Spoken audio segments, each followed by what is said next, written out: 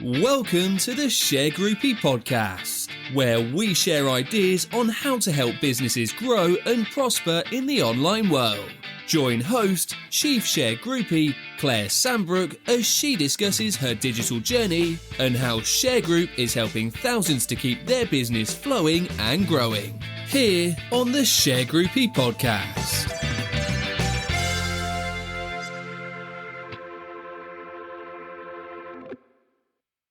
So, good afternoon, or good evening, or good morning, wherever you are in the world. Of course, Shergroup operates in all the time zones, as it does.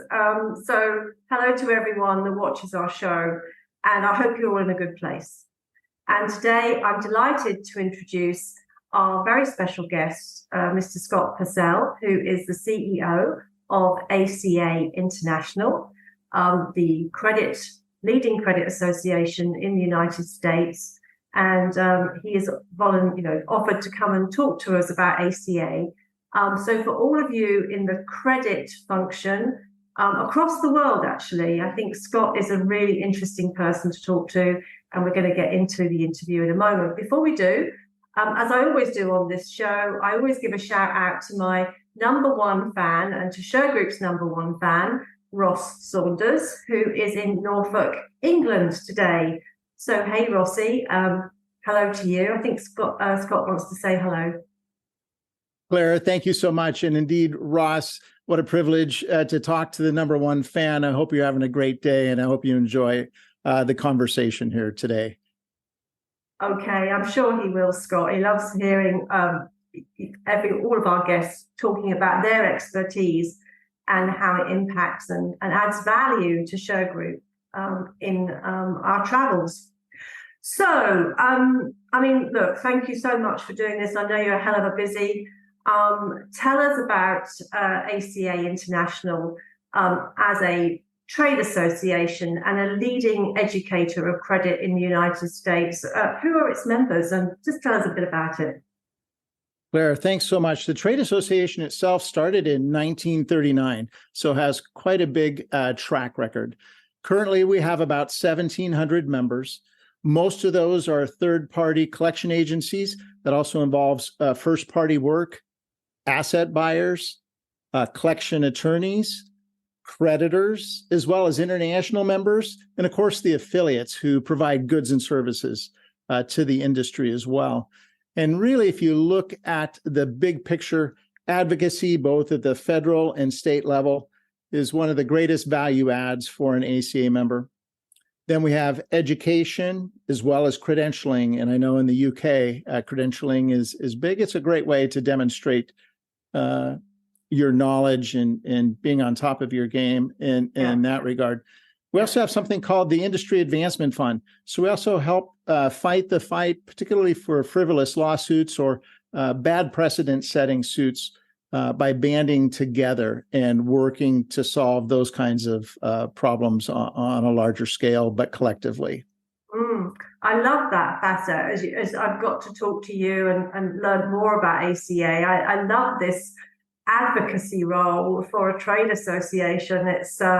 It's very refreshing, to hear a trade association fighting as you do for your members. And of course, you have credit is something that has to be handled sensitively with politicians and policy officials. And I know that you are and have built a tremendous reputation in Washington, haven't you, in terms of handling this subject with the decision makers? Very much so. And so much so, our trade association actually invested in a building very close to Capitol Hill. That was in 2008.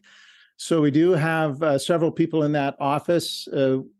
Of late, we've now moved towards the Brownstein firm, which is one of the largest, if not the largest, lobbying firms in the DC area that brings a lot of relationships to the table. We have our own designated lobbyist in Leah Dempsey. I myself am a registered lobbyist. And then we also have the man, Andy Madden, who's our vice president that oversees all of the state relationships. So I talked about both the federal and the state, and then we've got some other support folks in that DC office. But it's good to be there. in person. We're monitoring all the bills, both at the Senate and the House, as well as continuing to build on our relationships with our key regulators. So it goes hand in hand, educating the legislators, but also working with the regulators. And there's education that happens there as well. Yes, of course. And taking, I suppose, from the industry best practice and what will work in terms of legislation and what won't. And some of the bright ideas that come out of government don't always work in the real world, as we both know. So, I mean, this is tremendous for us to hear about this, not only for our American audience, but for our European audience and further afield than that. Because, I think I've said to you that everyone looks to America for how the credit function is evolving and how it's developing here in this market, as a leader in the world. And so, all eyes are on the ACA and what it's doing. So I hope that this short interview will highlight some of these facets of your work to a broader church of credit professionals across the world. What is the impact to both creditors and their customers in the American economy? How do you see that? Claire, I think your passion and my passion and the people we get to work with day in and day out in the industry, we know the value of credit and we know the increase in the quality of life our neighbors have because they have access to credit in responsible ways, but also at the lowest possible cost. Yeah. And collections is just part of the credit ecosystem that enables all of that to happen. ACA members, we did a study in 2018, return about $90 billion a year back to the creditors. So that's the benefit to them. And in terms of the American populace, that saves every American household about $700 a year from rising prices. Yeah. If that 90 billion didn't go back, the people who provided those goods and services on credit would have to raise prices to the tune of the $700. So it's definitely a fight against inflation. But I think more importantly, it's an integral cog in ensuring people have access to credit at the lowest possible price. Yes, which again fits the politician's mandate of what good credit looks like and how it can work. So that's interesting that you're advocating that. Don't hear that talked about very much in the UK, I have to say. When we spoke at your annual convention in Chicago, you were telling me, and were very enthusiastic about some recent research findings that had quantified how access to credit is impacted by reductions in legal collections back to the creditors. So can you share a little bit more about that, what you found and why it's so impactful? Absolutely, Claire, and we are very excited about it. And so much in this world, people want to be trustworthy and want to be accurate. And with that, we need research. How do people actually make decisions? And luckily, what we found from one of our regulators, paired up with some information from the Federal Reserve Bank of New York, along with some data from TransUnion, that we were able to quantify. And from one of the studies the regulator did, it showed for every dollar that doesn't get returned to the creditor in the legal process, there's a reduction of about $7.60 in access to credit. Right. And so that's, finally a number. We know intuitively, all of us in the credit community, we know that makes sense. Yeah. That if that return is lessened, people with the lowest credit scores will have their credit reduced or taken away, or the price will go up, or both. And so in my home state of Oregon, for those of you in the UK, that's right above California. Yeah. And the main impact there, we have a bill that would quadruple the garnishment exemption on wage garnishments. And because of how significant that change was, we were able to quantify that the creditors would react to that if it were enacted. Luckily, it didn't pass this year. But it would reduce access to credit for Oregonians by about $14 billion. About 2.1 million credit card holders in Oregon would be negatively impacted. But of special note, there was 1.2 million card holders under a credit score of 720. And those would be impacted the most, according to the Federal Reserve research. including many of those having their access to credit cards or credit lines taken away altogether. And so that really is helpful when you're trying to sit at the table with all community members to discuss what are the pros and what are the cons of these various ideas. Yes, I'm impressed by the analysis and the data, and talking actually, what it impacts in terms of money, the dollar value, which I think we still have some catching up to do in the UK with that type of discussion when it comes to matters affecting credit with our policy officials. So, and of course, I think we were talking about this, the United States has a complex matrix, 50 states, all operating slightly differently. I mean, like broadly, all Americans, of course, but each state having its own governance. And then across the top of that, your layer of federal legislation and regulation. So it's nicely complicated. I mean, you navigate it without any problem, but to those of us outside the United States, it seems complicated. Do you think that? I mean, you work with it all the time, so you're used to it, but does it seem like a complicated model? No, it does. And it adds costs, often inappropriately, because you do end up with duplicative laws or laws that don't honor preemption. And that, luckily technology has evolved. Yes. So if I know, I can't call at this time in Massachusetts, but I can call it this other time in Oklahoma, the software is able to accommodate a lot of those different rules. But I do find it, particularly for our smaller members that are operating across states, that's a pretty costly load to stay compliant with all of those things. But that's also part of the value of the trade association. One of the services I'm most proud of is our state guide. It allows you to go to every state and see what are the garnishment rules, what are the court rules, what are the communication rules. So be it in the legal or the non-legal paradigm, it's laid out there. That's a great service to ACA members, but at the same time, it's a great cost for our members to have to digest and make sure they're living life according to all of those different rules. Actually, that's interesting because the UK, of course, is made up of 4 nations, England, Scotland, Wales, and Northern Ireland.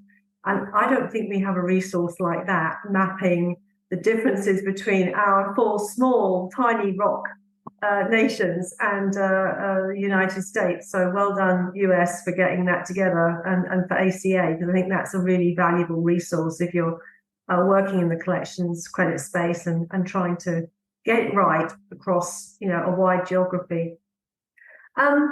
So ACA then is, I was just looking at your website, you're doing some fantastically innovative things. Like the ACA huddle. That's a great term. And then you've got a Visionaries event coming up for women, haven't you? That seems to me. Tell me a little bit about that. What's that involved? That sounds like a great event for women in credit. Certainly, I'll let you know that the huddle came out of necessity during COVID because those 50 states and the federal government all had, almost daily changes to the different COVID protocols and what you could do and not do. Even work from home, could you or could you not work from home? Yes. So the huddle was a daily huddle, and you think about the lift. It's almost you know what it's like to produce something of that stature. Yeah. And in the evolution, we've gone to a weekly publication or hosting of that, if you will, and that seems to be the right cadence to meet our members' needs. But the Visionaries Conference, we tie that to our Fall Forum event. And I just love the fact that it is there to increase the way we're able to communicate and understand. It could be women's issues, but there could be issues that impact everyone. And it's a little bit of a different forum in terms of getting those issues on the table, creating a greater amount of understanding. And of course, that correlates into a greater amount of respect and effectiveness in how we operate. So my hat's off to the committee behind the Visionaries Conference, how to create a more inclusive work environment, how to navigate some of these conversations and do it so much more effectively with respect being at the forefront. Yes. Yes, inclusivity is vitally important in today's workplace and the delivery of services. And I can see that ACA is building its momentum on that, which is good. I mean, physical ACA events, how are they different from online or hybrid events, do you think? No, it's a great question. I think all of us, because of COVID, have now done the compare and contrast more. What does an online meeting look like versus the in-person? I think back to Einstein. There's a concept attributed to him. He said the intuitive mind is a sacred gift, and the rational mind is a faithful servant. And that intuitive mind that he was talking about is, how do we get into a place where we genuinely look at a new problem from a number of different angles and perhaps create a solution that's never been created before? And Claire, you and I got to spend some time at our annual conference this year in Chicago. It was such a pleasure to meet you. But, the energy there, when you're in a room and you're having a discussion, and then you're able to think about things, and then you have the happy hour or you have coffee the next morning. Maybe you're with the speaker, maybe you're with a couple other of your colleagues and competitors who were in that session as well. And then one thought begets another thought, begets another thought. And it's, I think, that iterative process that we don't get in the hybrid or the online meetings that we do in the in-person meetings. And so you definitely see the power of connection and hopefully the power of creative problem solving and that intuitive mind that Einstein referenced.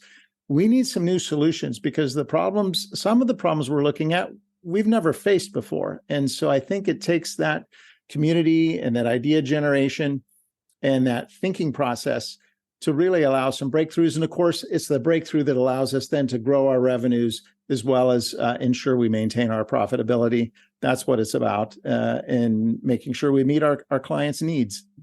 Well, I was very grateful for the opportunity to come and visit the ACA annual convention. I must give a shout out to our friend Harry Strauser, who organised all that for us. So thank you, Harry.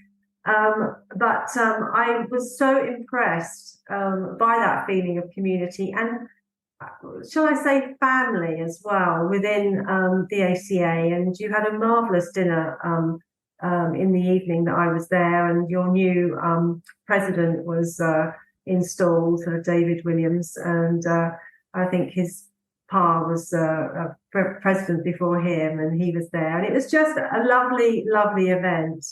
And all your members were, applauding and joining in. It was great. So kudos to you guys for really creating not only an educational event and one, which informs and moves the industry forward, but also a friendly environment for your members. I think that's so important, particularly post-pandemic. Thank you. And I'm so glad. I was thrilled when I learned you were going to be able to attend that. And I'm glad you enjoyed it so much. I did. I really did. But and we were talking, I was lucky enough to have a session with you. And I really, as a lawyer myself, I'm so interested in this federal advocacy and state advocacy role. I mean, you were telling me you have 56 lobbyists, I think, beavering away for ACA issues.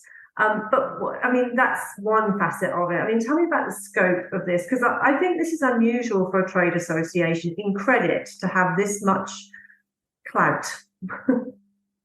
Thank you. And it's been built over the years with a lot of hard work, a lot of volunteers. And I think that's the other part of the trade association. We have so many smart and caring and giving members that are willing to volunteer on a number of different committees that we have. So it is very much member driven from that standpoint. Claire, there's actually one of the committees deals with the state issues, and ACA is its own organization, but then there's unit at the state level. I think we have 32 in total, several of the states combined, so they get an efficiency there.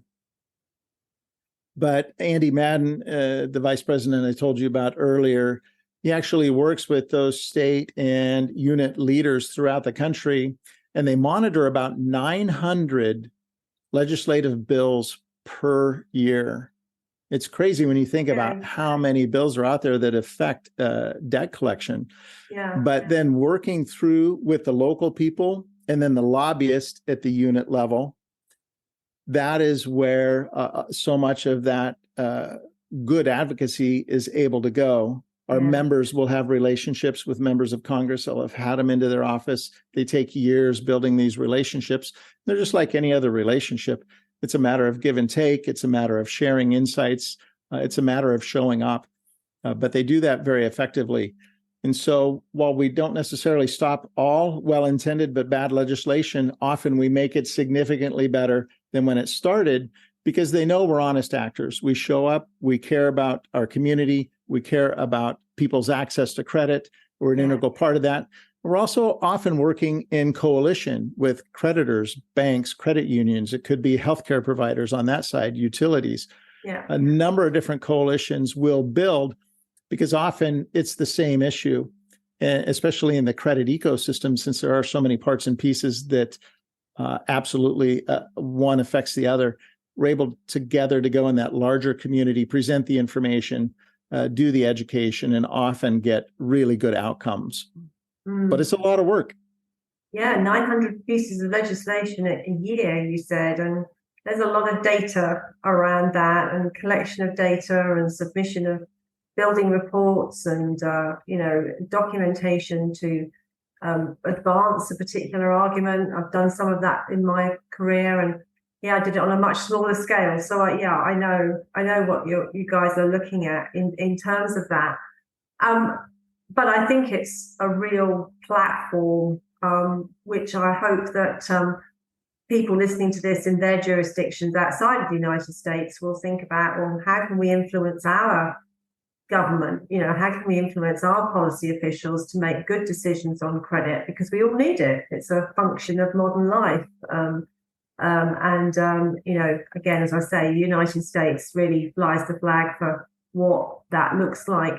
What do you think the ACA's advocacy success? What drives that, and how do members help shape these outcomes themselves? Claire, great question. There's a number of different facets. One is making sure you've got very capable people. So we do at the federal level with Leah Dempsey and the Brownstein firm. At the state level, Andy Madden, as well as then the unit leaders, as well as their lobbyists. Many have been lobbyists in that role for many, many years. So having good people. One other way is our committee structure that allows the sharing of information. So while there might be 900 different bills, they're not 900 unique bills. Many of the states are dealing with the same issue. It could be privacy. It could be medical debt collection. Fill in the blank. It could be garnishment exemptions, as we talked about earlier. And so we've got a vehicle to where it's easy to share the information, so it's readily available and can be used in that education process.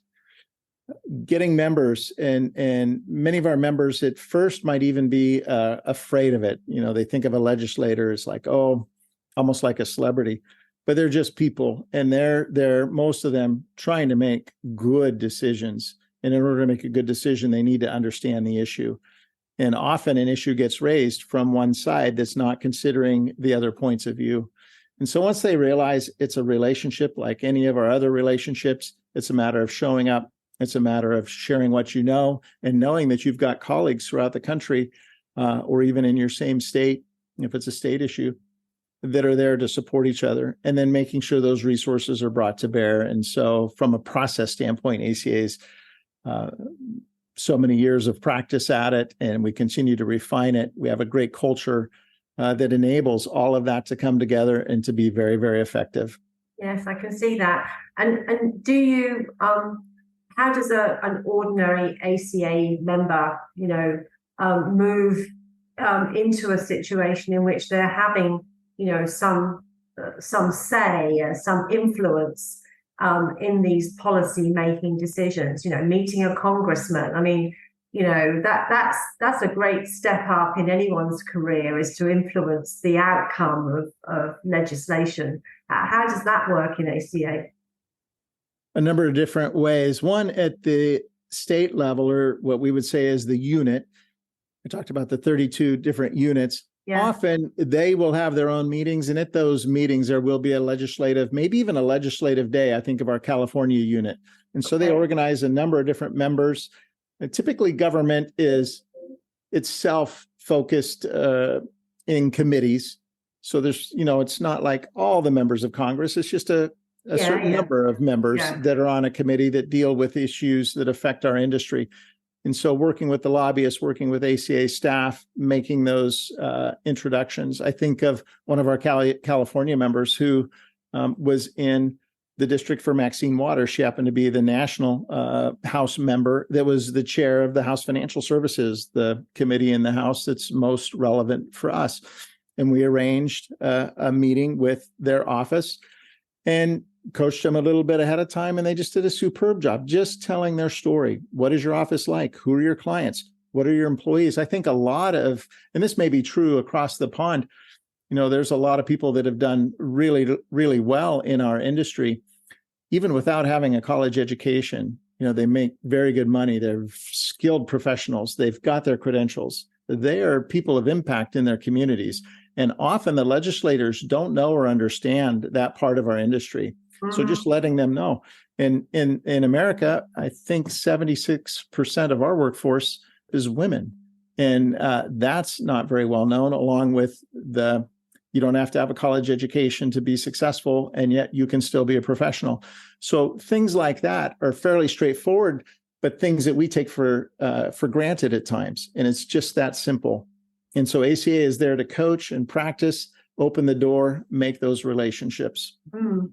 So if you're in credit in America and you're not a member of ACA, go and check out their website, because it seems to me they're a good bunch of guys and a very experienced and knowledgeable set of people when it comes to helping you in your credit career, if you're listening to this interview.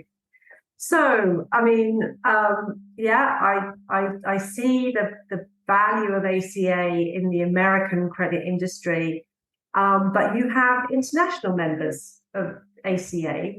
So tell me about the global reach of ACA. Where is your furthest member? I mean, I suppose it's about the size of your East Coast or West Coast, but how far do you go around the world in terms of membership?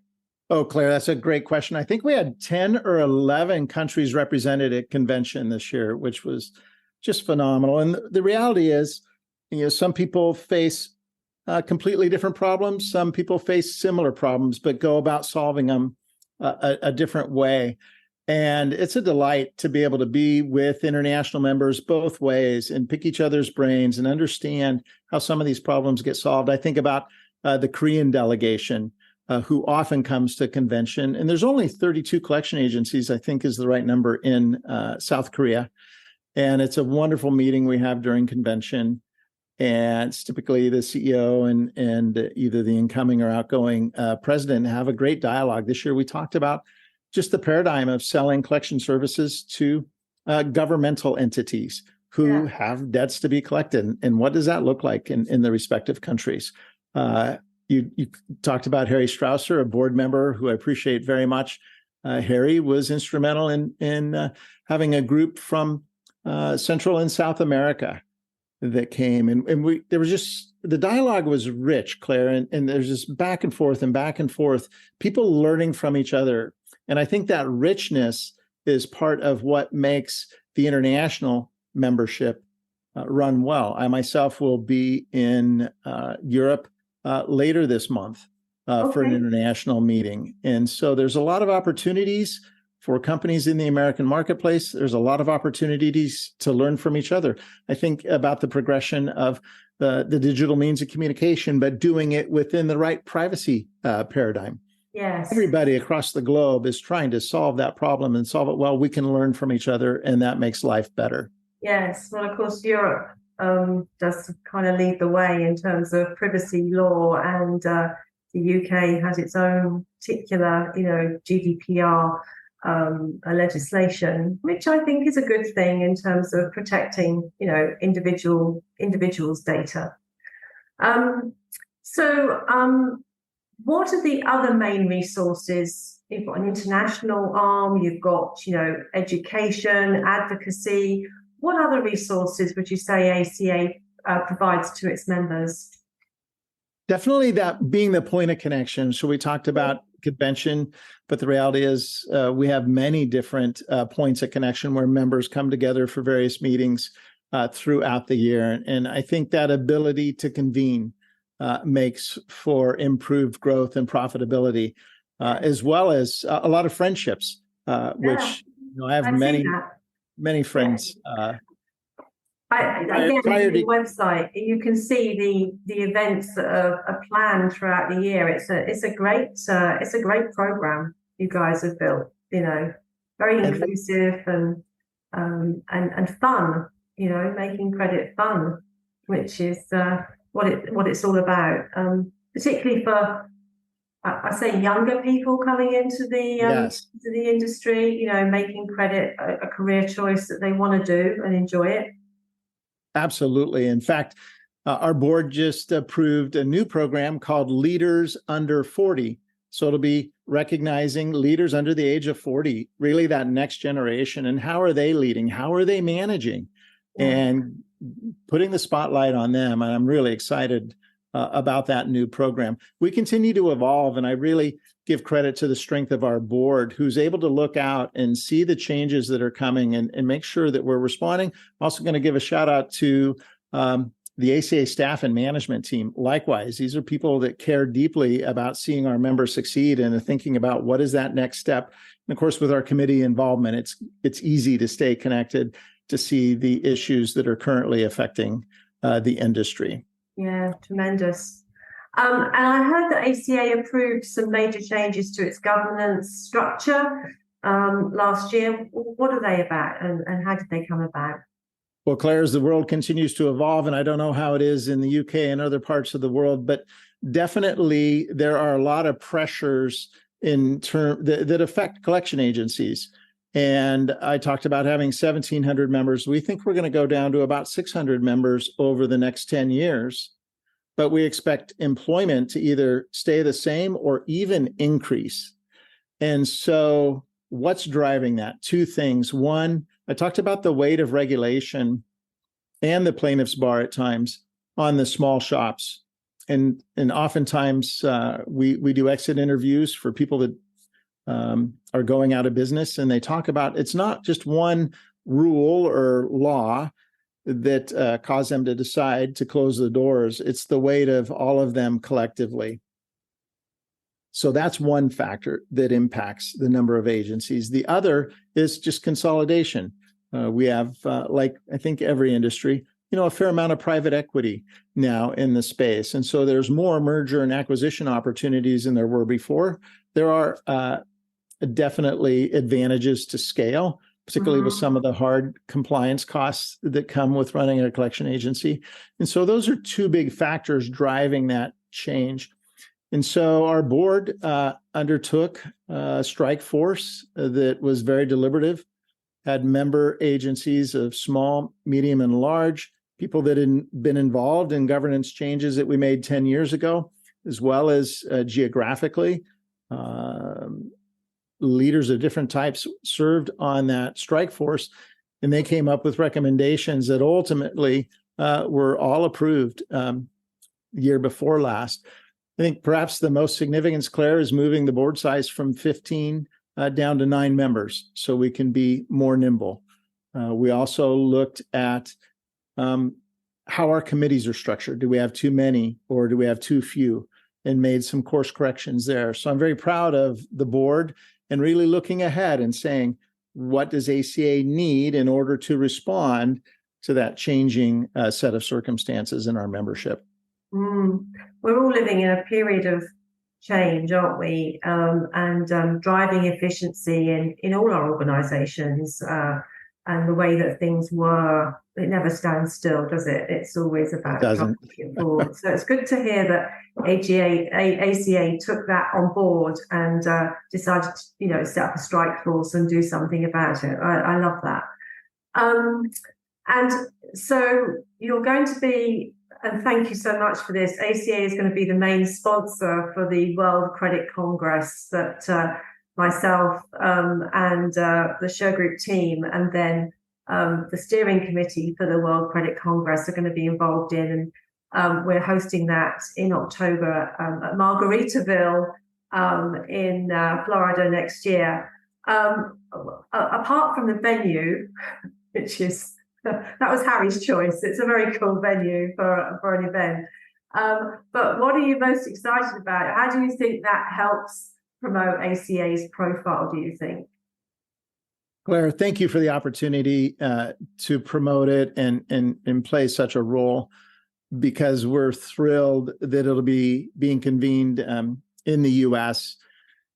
We talk about the ecosystem, and the issues are the same worldwide. This access to credit, making sure the returns go back on those portfolios so that as many people can access credit at the lowest possible cost and have the highest quality of life.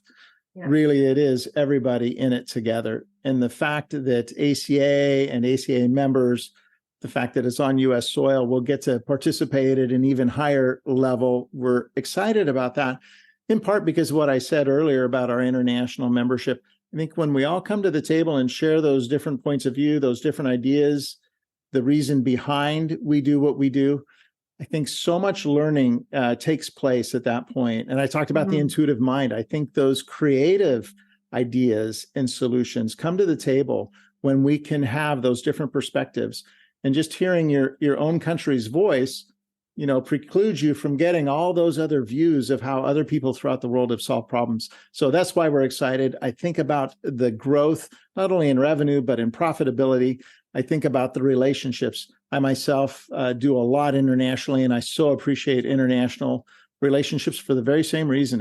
It creates a rich life, understanding the different struggles and successes people in other paradigms are able to have. So we're thrilled to have the World Credit Congress on U.S. soil, October 2024. Margaritaville should be a lot of fun. But I think true problem solving, innovation, as well as personal relationships will be the fruit of that meeting.